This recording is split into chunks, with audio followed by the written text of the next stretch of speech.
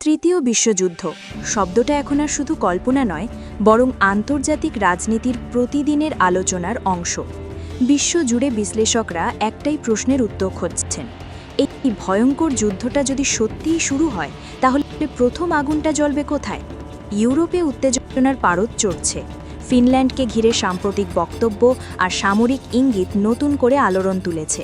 আবার মধ্যপ্রাচ্যে তাকালেই দেখা যায় আরও ভয়াবহ দৃশ্যপট।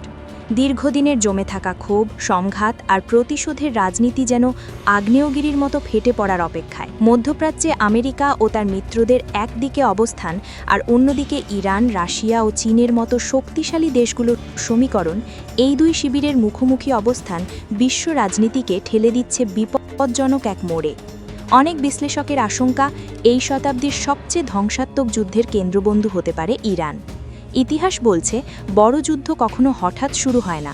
ধাপে ধাপে উত্তেজনা বাড়ে, কূটনীতি ব্যর্থ হয় আর শেষ পর্যন্ত আগুন ছড়িয়ে পড়ে পুরো বিশ্বে।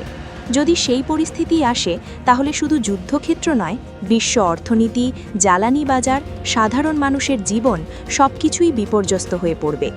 বিশেষ করে একটি জায়গা নিয়ে আতঙ্ক সবচেয়ে বেশি: হরমুজ প্রণালী। এই সরু জলপথ দিয়েই মধ্যপ্রাচ্যের বিশাল অংশের তেল ও গ্যাস সারা বিশ্বে পৌঁছে যায়।